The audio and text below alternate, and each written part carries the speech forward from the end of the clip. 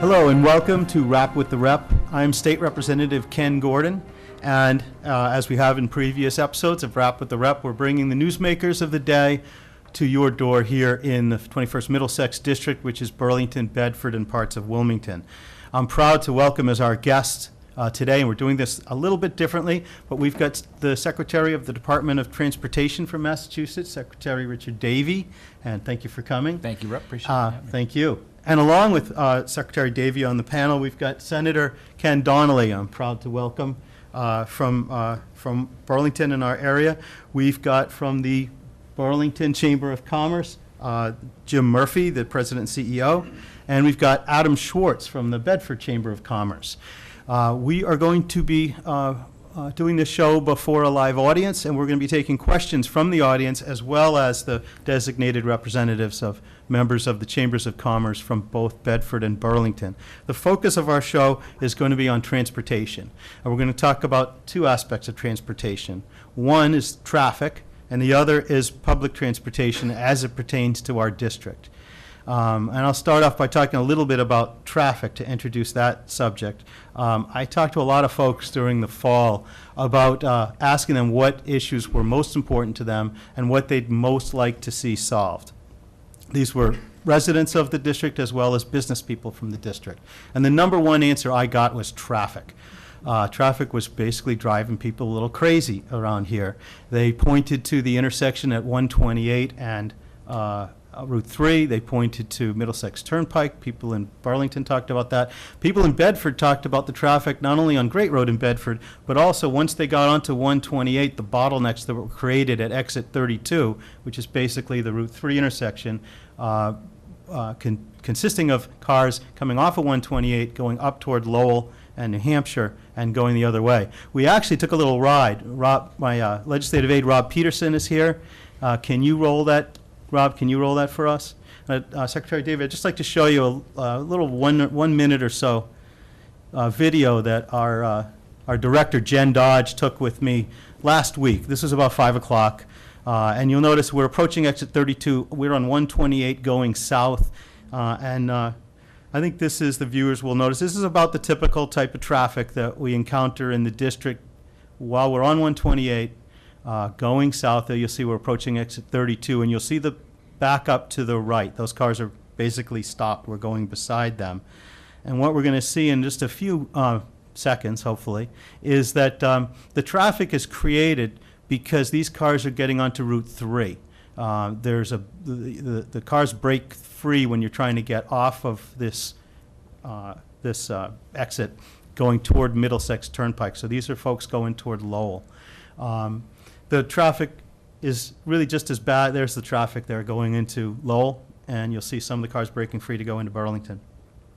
So what happens, and I understand that there has been a focus from the point of view of the governor's office and your office on addressing the traffic tie-ups at 128 and 93 in Woburn, and I know we've talked about 128 and 95 in Dedham, but I'd like to talk to you a little bit about the midway point, which is 128 and Route 3. For a little bit more background, I understand that these issues were addressed last year when there was a planned target that was coming into the area at this intersection, which is called the Canyon. That was an area that was, I think, excavated in the 60s when Route 3 was coming through and then stopped there. And so there was a lot of discussion about putting a target there, and the result of the target would have been some improvements to the transportation. This was before my term, but I know that it was voted down. And I understand that one of the reasons why it was voted down was because I think the folks at town meeting didn't feel that the improvements to the traffic situation were sufficient in light of the stress to the traffic that would be placed by a large store like a Target. So with that in mind, I'd like to talk to you about what your thoughts, if any, or what your plans, if any, are about addressing that area of 128 at exit 32. Sure.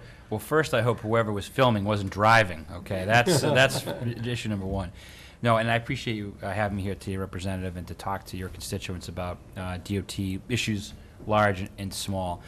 I think here, as you pointed out, we know there were issues last year. We worked, I think, as I recall, with the Burlington Police on some traffic issues. And so we need to make sure that maintenance activities that are affecting this area, or frankly any area, that we are coordinating more and better with local traffic folks and local police. So I know you took this after that, but that was an issue that came up last year, and something, you've got my commitment that my team and I will continue to work closely and coordinate with folks. I think long term, we really need to study what we can do to improve the traffic. I am certainly the person who believes that if you build it, they will come. So if we build more lanes and just more capacity, that it fills in over time. So we have to have, I think, more strategies than just building more capacity here. And what do I mean by that?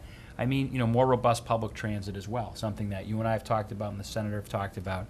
So there's got to be some additional ways that we can provide better public transit for the residents up here in Burlington, in Bedford, in the Wilmington area. I think that's another strategy we have to adopt. And finally, I appreciate you raising the governor's plan we put out last month. That really lists a number of big projects. The interchange in Woburn is one of the 3 big projects we discussed, but there's a lot of dollars available for more localized traffic impact projects, something we could look at, for example, here to make improvements. And those are areas where safety is an issue, where congestion management's an issue, air quality is an issue.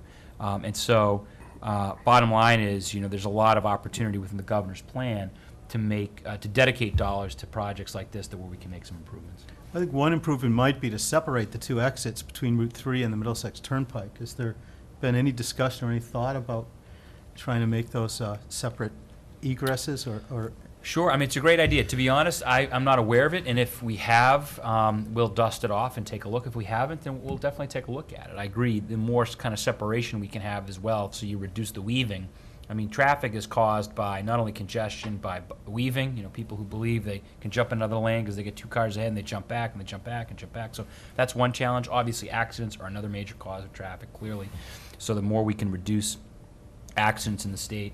And then clearance times. Once an accident occurs, it's something we've been very much focused on at the DOT, which is monitoring our so-called clearance times with local and state police. The quicker we can get an accident or a breakdown, for that matter, out of the way.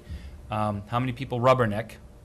In the audience, they're all nodding for folks watching. So, we have to do a better job as well with our partners in state police and local police to make sure that those accidents are cleared. So those are a few strategies, and I think to your point, if there are physical changes we can make here, I'm very open to that. That's great. And not to leave some of the folks in Bedford out, I know the frustration that some of those residents are feeling, or at least the commuters coming through Bedford, is when Route 3 in the morning comes into 128. And the nightmare that we're all dealing with in this area is that Route 3 ends at 128 and doesn't go through into the Canyon area or any closer in. And so Route 3 will back up at 128. And hopefully that same situation can be looked at. But I want to bring in some of the members of the business community to the discussion. So Jim Murphy, the CEO of the Burlington Chamber, any thoughts on the traffic issue and how it affects your constituents as to the businesses? Yeah. Well, I think clearly it's universally agreed that it's a multi-layered challenge. There's a large contingent, the residential community of Burlington and the adjacent communities, that the bottlenecks that occur during peak hours, but frankly throughout the day, make it very difficult. Whether it's not just getting to work, but going to Market Bags, or eventually the new Wegmans, or going to childcare, going to school. The tie-ups are really at times close to being unbearable. And from the business perspective, as Burlington is such a rich area for economic development historically and will continue to be so, and then looking at the bigger picture, tying that into the Middlesex 3 corridor from Burlington to Lowell, it really could be an epicenter of significant future economic development. But the only thing I think that our friends in the business community will tell us is that, moving to the Burlington area is very attractive because of all the wonderful amenities. But the downside is, how do I get employees from point A to point B? And that's sort of the albatross that hangs around our collective necks. And there's a number of things that are looking to address this, from public transportation to highway improvement. But The first question I have, and it's for the Secretary and also for Senator Donnelly and Representative Gordon, is last year, Chapter 90, which is really the funding for municipalities for their local highway improvement. There was $200 million allocated in Chapter 90. It's up for a review August 1st, and there's been some legislative movement to increase that by some portion.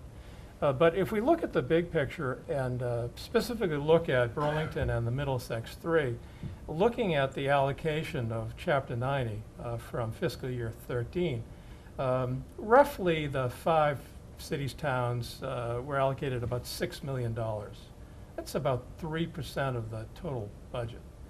Given the kind of things that we want to accomplish along the corridor from Burlington to Lowell, and the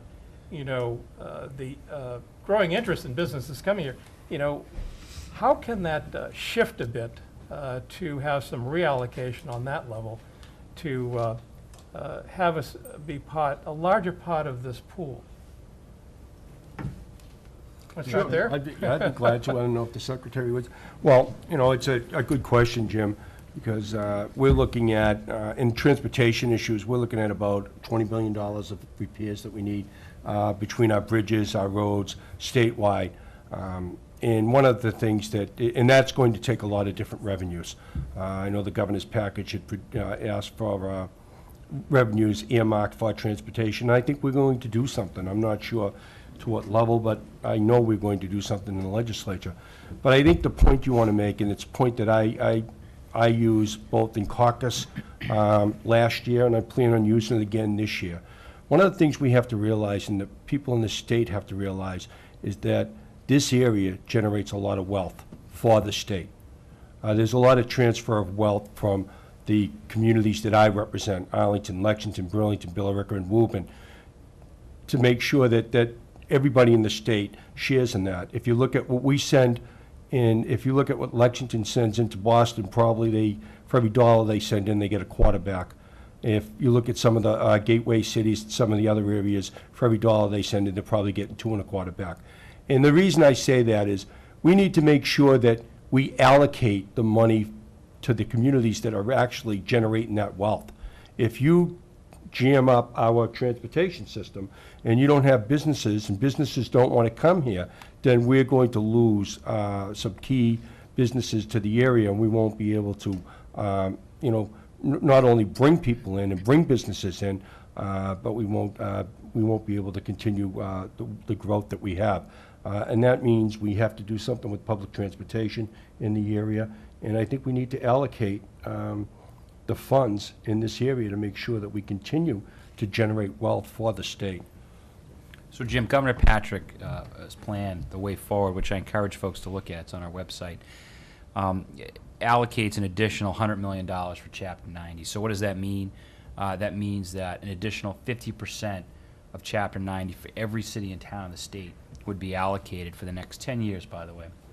And so that means that local cities and towns, Burlington, Woburn, Arlington, whoever, can take those dollars and fill their own potholes and make decisions about what roads should be upgraded. So not me sitting in Boston, but local folks making those decisions, town councils, DPW directors, town meetings, et cetera.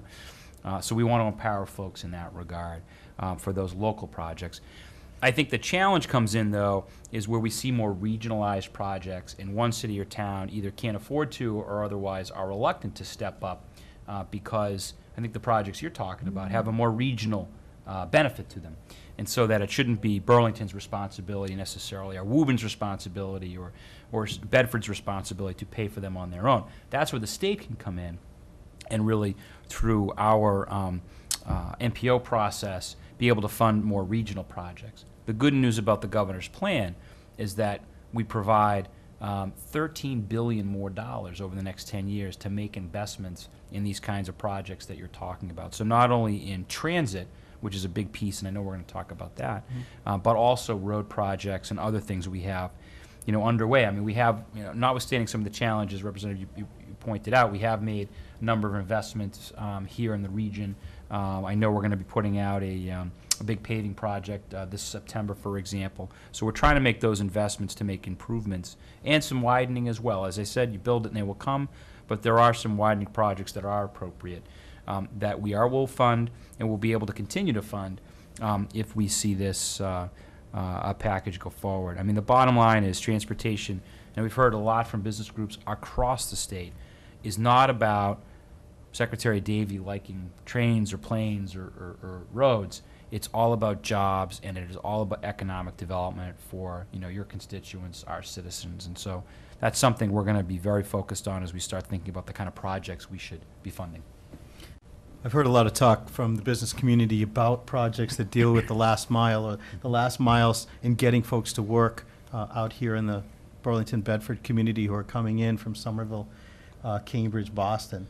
What projects do you have in mind that could help businesses to get their folks in on public transportation Yeah. or public-private partnership? It's a great question, Representative, and this goes maybe to the credo and that government doesn't have all the answers, right? So I'm a big believer in, where we can, partnering with the private sector to think about that last mile concept, something we've talked about with the Chamber, something we've talked about a little bit with the Route 3 initiative, the corridor initiative. And so a couple things there. One is for Alewife purposes, if folks use the Red Line, you all know, you take it every day.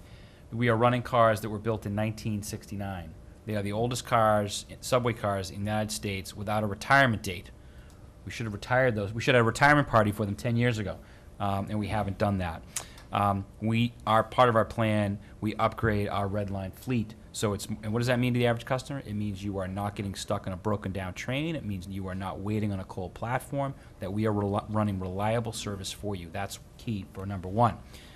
So the first is we got to get you to that last mile first. So investing in the Red Line, and then the commuter rail as well, certainly, but the Red Line in particular. And then from there, looking at our bus services, unfortunately last year we had to actually cut some services. We threatened to cut services in this area. We didn't do that nearly as much as we thought we would have to. But if we don't solve this thing once and for all with the MBTA, we will be back there again very soon. And so there are consequences to the choices that we don't make around funding. And then finally, in the last mile, working with businesses to say, okay, if we can get employees to that last bus stop or that last subway station, where do employees want to go? And as you all know, the business core here is huge, and so getting employees to the Burlington area in particular. And by the way, at many hours of the night, I heard from some restaurateurs, I think last year, who said, Secretary, we appreciate the services you're providing, but bus service stops at 8 o'clock at night. That's my rush hour of business, and that's when I have my customers coming in, and my employees rely on public transit to get home, and they're not getting off until 10, 11, 12 at night. So we have to find a way to bridge that gap too. So I think there are opportunities to work with the T to do that, and then in instances where it makes sense with chambers of commerce and others to partially fund, perhaps with the private sector, certainly with some of our opportunities as well, to run those kinds of services for us that are targeted. So very open to it. We have some programs already in place at the DOT to do that. I think we can do more of it, and I'm looking forward to working with Jim in particular. We've talked about this already, about looking to do something here in the Burlington area very soon. And Adam, those programs would benefit the Bedford businesses, especially those along Route 3 as well. What's your response to hearing those plans? Absolutely. That's something when we've talked to our member companies in the Crosby Drive areas. One of their biggest challenges is getting enough engineers and enough people out to Bedford. A lot of the younger engineers and the folks that they're looking to hire live out in Somerville, Cambridge, Boston. They don't mind coming to work in Bedford, Burlington. They love the company, but it's very hard to get them to come here. It's a big commute. The buses don't run too often, and so anything that we can do to make that easier is going to help these companies grow, help economic development, and help with jobs.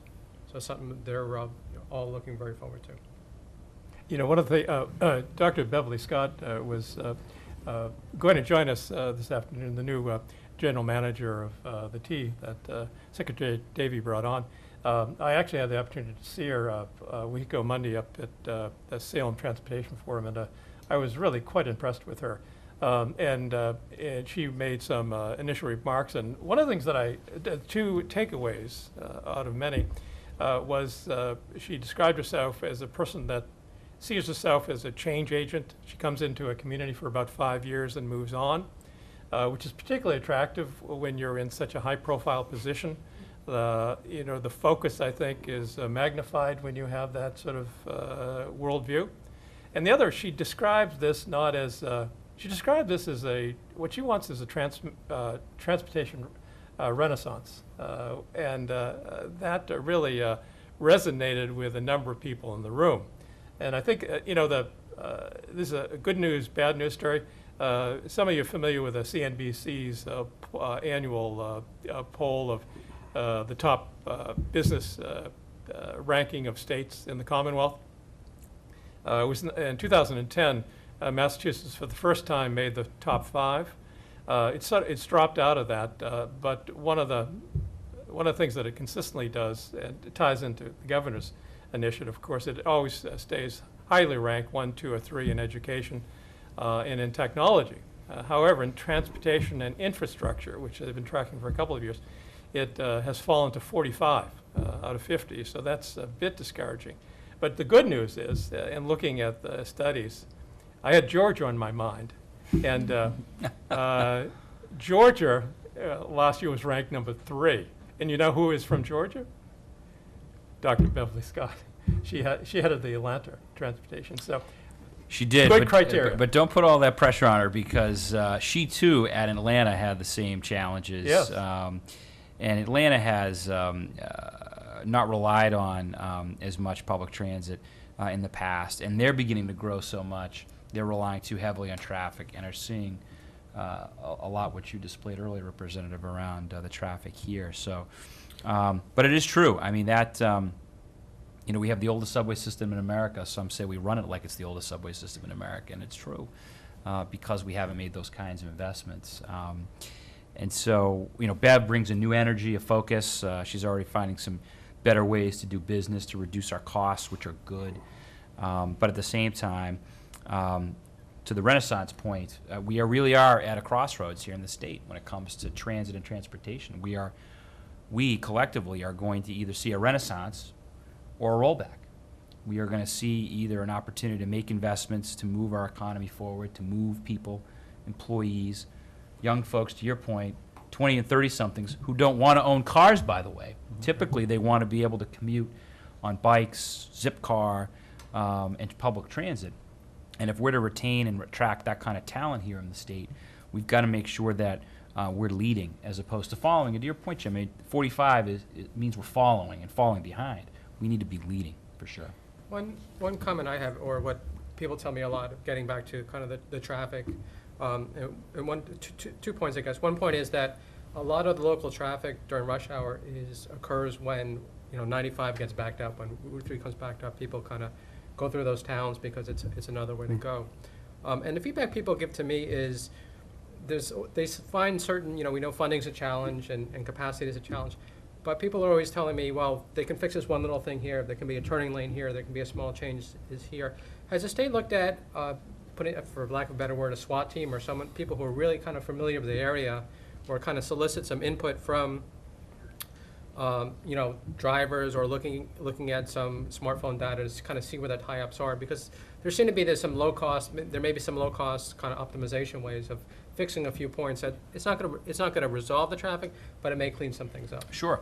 So a couple things. One is each of our highway districts will go out and look at potential areas. I know we just did one in Braintree, of all places, a couple of months ago. A turning lane came up, and it has improved traffic. So we welcome that kind of input if there are things that we can do, or if it's a city or local road, the same thing, we can provide maybe some technical assistance in that regard. So if there's low-hanging fruit, that's great. We also started last year what we called a small bottleneck program. We had some very small discretionary funds, and we picked 4 projects around the state.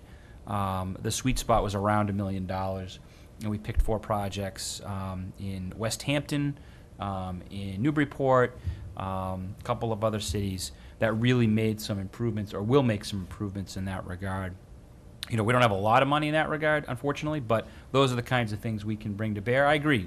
All the answers are not necessarily big answers. One other thing on the traffic I just want to mention, you know, in some instances, as I said, we can design and make improvements, and we should work to that.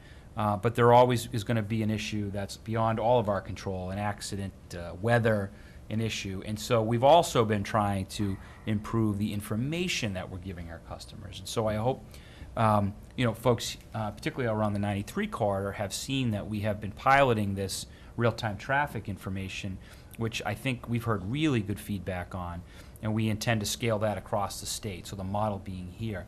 And I also encourage, I'm absolutely going to pull this out. I encourage folks who don't know this, but we have a real-time application now that you can see the traffic flow on 93 before you even leave your house. So you have a sense for how fast the traffic is going. It is real time. It is not manual. Literally, all the cell phone technology that's driving past these signs are calculating the average mile per hour and literally telling the previous sign how fast the traffic is going. So it is up to date, real time, groundbreaking.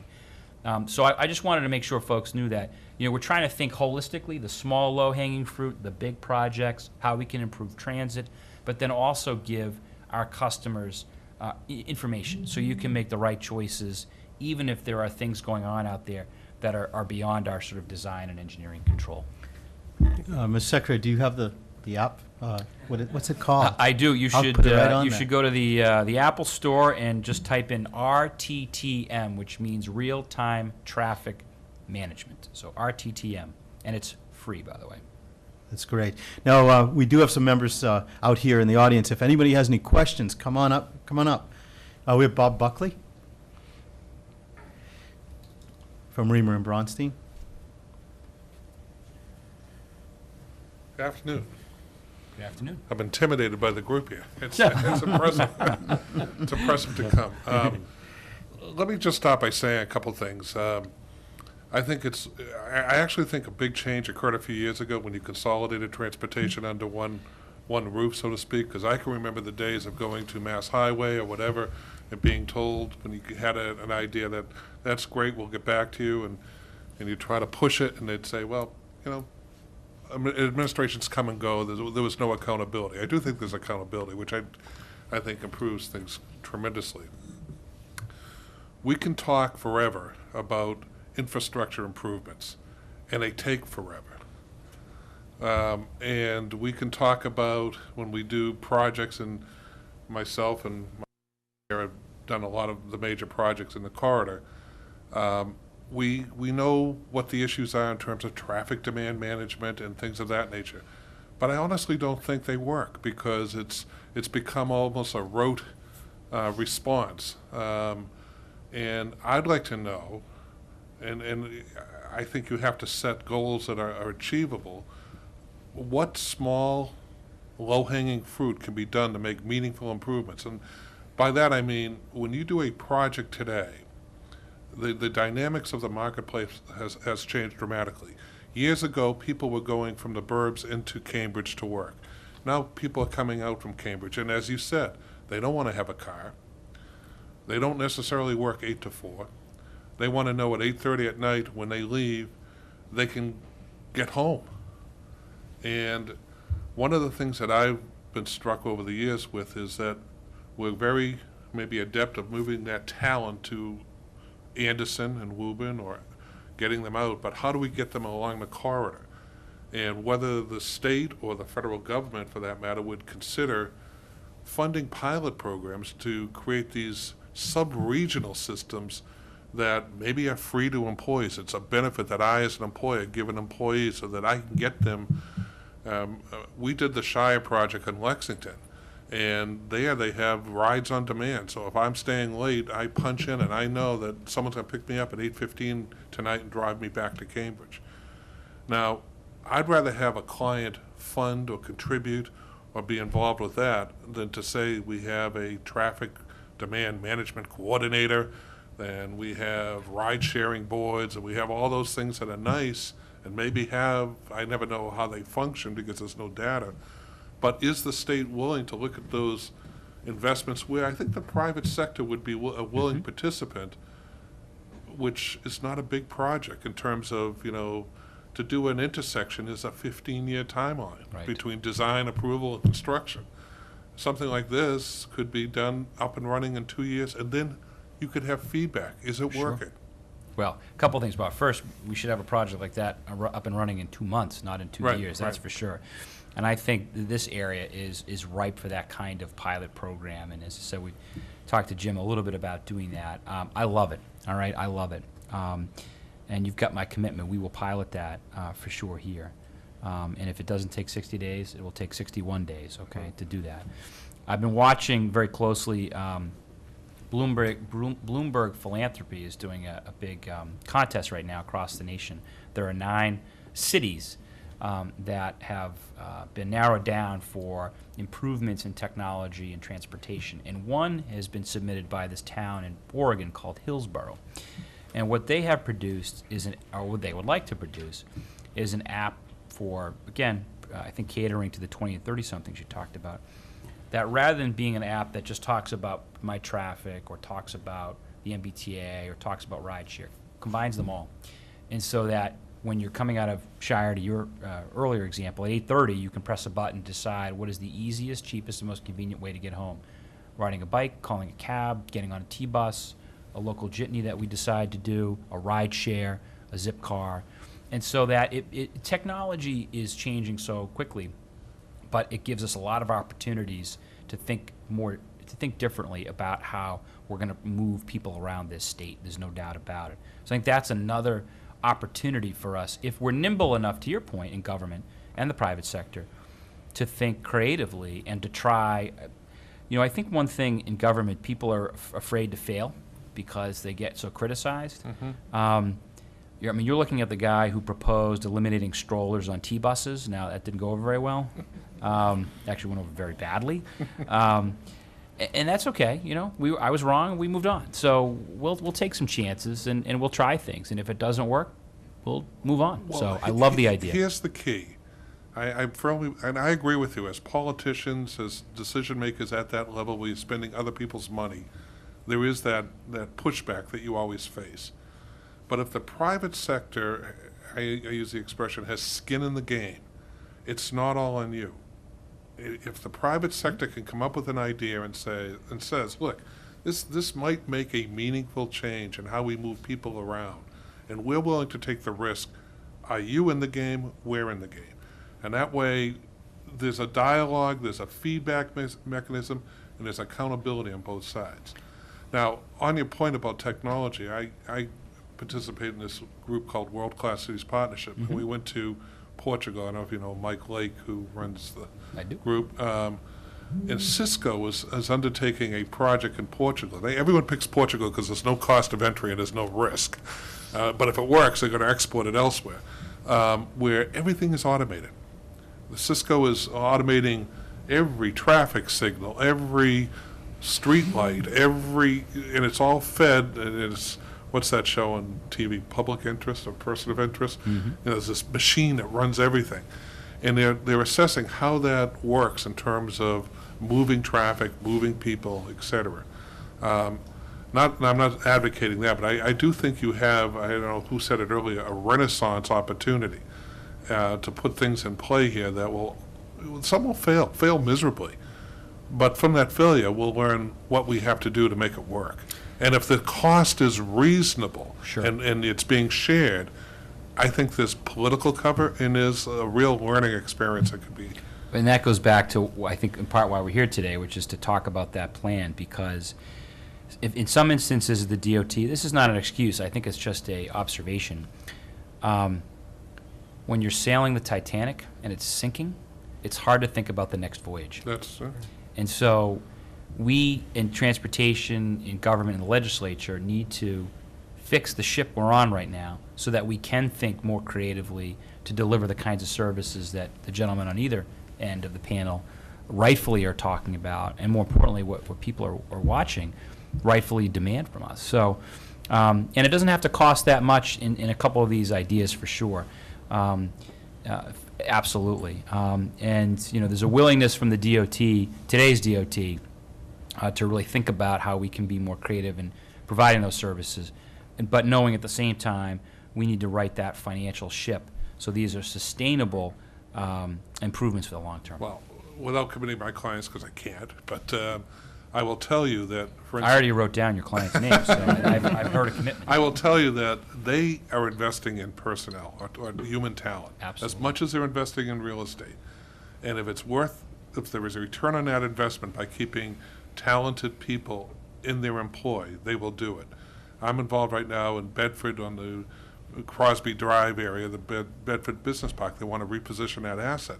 And the biggest driving force, and you have some phenomenal companies between iRobot and iWalk and, if you saw the Olympics, what iWalk was doing was phenomenal.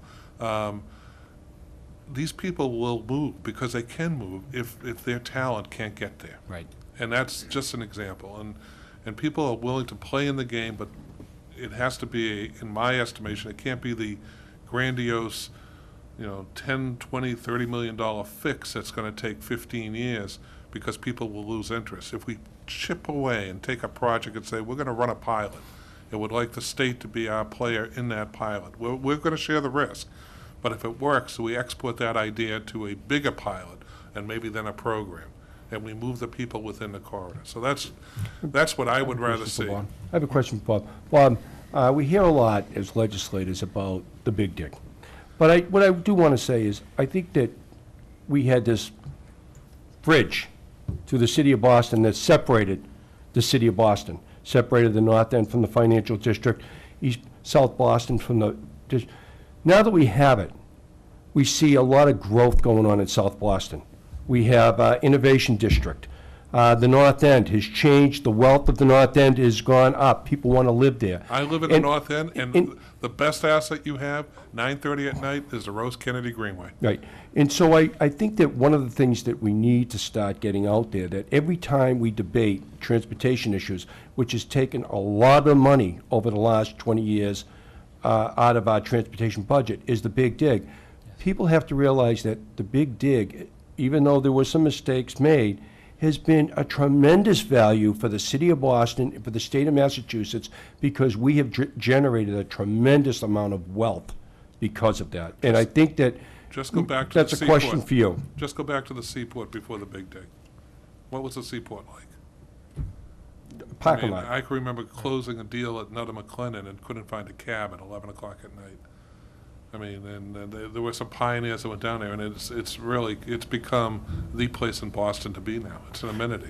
And I think we need to get that word out, because people from the other parts of the state that do not want to vote on revenue packages for transportation keep going back to this big dig. And I think at some point we need to get that message out that, by the way, I think it really helped the state for revenue. And there's just before you leave, Secretary, because it's not often you have an opportunity to put it out there, and maybe I'll be a little pushy. We have a group that Burlington's part of, and Bedford's part of, this Middlesex 3 Coalition, that has brought a lot of talent to the table to address issues. And unlike other groups that you say we have 15 issues, we're focused on 2, transportation and workforce training.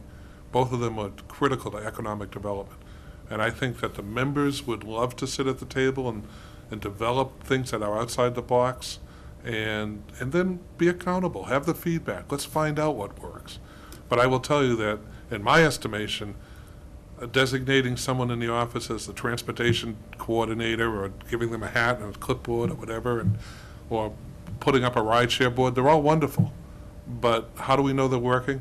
I doubt they are, because, there's no accountability. I would like to see something that we move the people to locations, and then we move them amongst those locations. So, and we move them with maybe it becomes an amenity that if you work for me, you don't pay for that convenience. That would be a tremendous benefit, because, as you said, a lot of people don't want the cars now, particularly young engineers from Cambridge. They want to come out, do their job, have a nice environment, the amenities that communities are starting to develop, and then go back. In fact, some of the local businesses that want to hire these people have to pay them more money than a Cambridge business would, because they're going to have to buy a car in order to get here if they don't have that type of transportation. One of the things that you said that's interesting to me is it sounds like there's some interest and capacity from the point of view of the local businesses to contribute in some way to solve these problems. Secretary, is that what you're hearing from the business communities? Absolutely. And I think the business community far and wide across the state has been very open, not only to the kind of partnerships I think Bob has talked about, but also open to investing more dollars in transportation, as long as a couple things. One, we continue to be transparent about how we're spending those dollars, and I get that. Two, that we continue to show there's a value proposition. So rather than the hypothetical 15-year bridge that Bob talked about, it takes that long to get done, we're talking about actually what we did on 93 a year and a half ago, which is do 14 bridge decks in 10 weekends. Right. Had we done that in the conventional manner, we would still be designing that project today. And so we're trying to bring more creativity to bear and not just have these perpetual projects that seem to take forever. So we're trying to have more, a greater sense of urgency about that kind of project delivery. But I think business does see not only the value in the investment, but see the changes we've made to bring value to the dollar that's being invested. I don't want to monopolize the questions. Thank you, Bob. very much. Anyone else want to come on up and ask a question? Thank you. This is Rick Reed, Town Manager from Bedford. Thank you for coming out, Mr. Secretary. Oh, my pleasure. And thank you, Representative Gordon, Senator Donnelly, for being here today, and particularly Rep. Gordon for organizing this. As Mr. Buckley said, I'm involved also representing Bedford with the Middlesex 3 Coalition, and one of the things I think about is how we can engage our business community a little bit more, and I guess knowing that this program today will probably be aired to the residents in our communities, at least in Bedford and Burlington, I would say to the residents, if you work in our local businesses, high-tech and medical, biotech industries, talk to the business leaders in your own employment locations and ask them to engage and get together with their local government officials on these kinds of issues, because we're, from a local government standpoint, very interested in doing that, and we're trying to encourage and grow the major business participation in our regional transportation issues. So that's an objective that we all share. I also thought that people who watch the program may want to understand a little bit about some of the benefits of the governor's plan, and two things that probably the public doesn't really understand a lot about is exactly what is Chapter 90 and how the money gets used. The money comes back to the local governments for essentially improving local roads and systems and infrastructure that are related to the local roads. It's our biggest source of revenue to complete these kinds of projects outside of our own local budget and property taxes. And so in the governor's plan, I understand that the Chapter 90 funds, which statewide are right now at about $200 million per year, are proposed to grow by a 50% increase annually to $300 million per year. So think about your own local streets and roads in your own community, and how an increase of that magnitude in each municipality will really help in addressing local needs. And also with Chapter 90, people don't quite understand sometimes that it's not just the road surface itself. There are opportunities when you do a road project to provide other enhancements, for instance, pedestrian safety improvements and opportunities for more people to walk, and also bicycling. So those are things that can really have some benefits if the proposal to address our transportation needs goes through. And particularly to Bedford, Rick, by the way, Yeah. over $300,000 per year under the governor's plan will go directly to you and the citizens in Bedford to figure out what is exactly, is it a pothole that needs to be filled? Is it a crosswalk, to your point? Is it an ADA accessible sidewalk? That's And these are the kinds of things that, again, best left to local communities to decide through this Chapter 90 process. But that's what it means. It means over a 10-year period, $3 million more for the town of Bedford to make those investments. Rick, I think the emails that I'm getting, and I'm sure Ken's getting the same emails, I don't think people can connect the economic development, what we need to do for transportation, and how that helps them, you know, with their tax rate. They don't want to pay income taxes. They don't want to pay additional taxes. But I don't know if we're doing a good enough job explaining them on property values and how if we don't do the infrastructure, businesses are not going to want to come to this state. That's one of the main important things. So we're not getting, somehow, looking at the emails and looking at the feedback and talking to my colleagues, somehow we're not getting that message out there. It's a very good point, Senator. I think what the public has to understand better is that local governments rely on property taxes to a really large extent to fund their local operations. And when we have a thriving business community and a good business base, it really comes around to help the residents from the standpoint of keeping their own personal property taxes in check as much as they can be to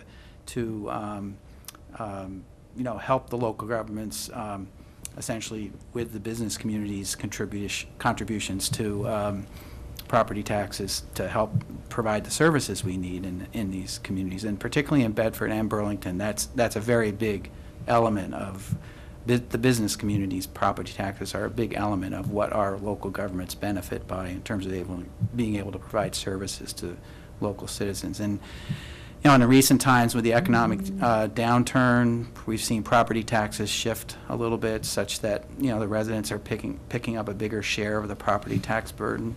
So, to the extent that we can make investments in our infrastructure and make our communities attractive from a business operational standpoint, we will see that come around to benefit us in terms of increased property tax revenue coming back to the communities. There's one other important principle, if I may, which is I think folks also have to understand, for transportation in particular, it's not a question of whether we're going to pay for it. It's a question of when we're going to pay for it, right? So, and I say that with all sincerity.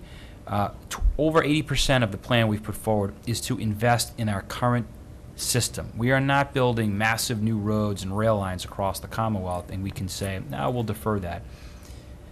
If we don't maintain the roads, the assets we have today, in a state of good repair, that means all I'm doing, and probably all you're doing with your DPW director, is going out and patching and duct taping and otherwise spending maintenance dollars on these things, knowing you're going to have to go out year after year, for example, after big snowstorms when potholes become big again, year after year. So we're paying for that maintenance now and then just deferring the big challenges to later, by the way, when the costs go up.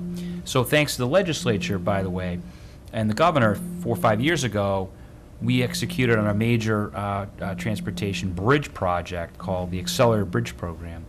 It's a $3 billion program all across the state. We're saving somewhere around $70 million a year in maintenance costs because we're actually fixing the bridges. And so it's an important principle I think folks need to understand. In many instances, this isn't a choice about whether or not we're going to pay for it. It's a question of when and how much and how, property taxes or other taxes. So it's always better to make the investments now in infrastructure and in capital assets. Mr. Secretary, I just had one other question. Hopefully you could tell the people that are watching back home, what are we doing now when we're cutting our lawns and doing our maintenance and fixing our roads? How are we paying for that? Yeah, no, and it's a good point. So again, really the plan that we've put forward does three things. One is right the financial ship. Two is make investments in our current system, by far the majority. And three is to make some targeted investments for future expansion. The very first point, Senator, is critical.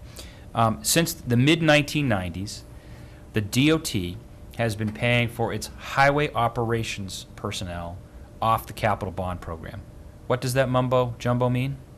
It means we are paying for mowing the lawn off the state credit card. It means that the citizens watching this program are paying for my salary off the state credit card, which means that my niece and nephew, who are 3 and 6, are going to be paying my salary this year for the next 25 to 35 years. It is absurd, it is obscene, and we just stop it. That's one thing that we've proposed to do. As I said, it's been going on since the mid-1990s. It probably at this point is irrelevant whose fault it is, but we know we need to fix it. That's the question of you pay for it now or you pay for it later. We are absolutely going to be paying for our system greatly later because of how we're structuring it. It just is crazy, and we want to address it once and for all. Well, You know, one of the things I was, you know, in terms of, as you were suggesting that maybe a more concentrated effort to provide information to the residents of our communities along these, particularly where there's pending tax increases, so there's a sort of a richer understanding of what this really will mean for them. And I think, you know, when we talk about highway improvement, I think, you know, the image that people have is sort of laying out bituminous cover. But I think in these plans, what they can also include is really some aesthetic value to the community. As we've seen in Northwest Park and along Middlesex corridor there, you know, you're talking about new curb cuts, you're talking about sidewalks, you're talking about landscaping or hardscaping. And for a resident in my community, sort of the idea of being able to have more effective public transportation is a wonderful goal to achieve. But on some level, you know, if I still had a young child, I'd want a nice sidewalk to be able to walk him or her to the bus. Yeah. And for our handicap residents, there are appropriate curb cuts, and the landscaping around there is attractive. Now, that's maybe somewhat getting into the weeds, but I think from a marketing perspective, it's short money. But it could really have quite an impact if people sort of conceptualize this in a broader visual picture. So. On that note, I know we have a couple people from Bedford here who are involved in our Healthy Communities Initiative, and maybe they would just like to speak to how that might relate to being a benefit of the transportation program. We're talking about somewhat of a balanced And approach, I'll which go to the back of the You can room stay now. here. No, so we're talking about a balanced approach which takes into account things like, as you say, sidewalks, perhaps bike paths, which are, of course, good for the environment and deal with transportation in that way. So Sue Baldoff is going to talk to us from that point of view. Well, when you were saying that, I was just thinking about commending you for the Safe Routes to School program, the mass rides. DOT has been very supportive to us as we have worked with your Safe Routes to School folks. They've been helpful getting us to look at how we get kids to and from school safely, and, you know, working with us on some infrastructure assessments, and so we really appreciate that, and your focus on that has been instrumental in how far we've gotten, you know, with that. And so I want to thank Rick for his support of that program, and thank you too as well. Rick mentioned the Towards a Healthier Bedford initiative, and I'm here with Carla Olson, who's our Healthy Bedford coordinator, and we have come up with results from our survey, which highlights some of the things that you have also pointed out, that transportation and traffic are major issues. And so we're in the process of kind of working with our community representatives and organizations around kind of how we move forward with that. So we'll be working in sync with you. And I'm not sure I have another question related to that, but again, I just want to say that we really support the efforts that you've put towards safe routes. And Carl, I don't know if you've got a question that you want to ask or not. Well, I just,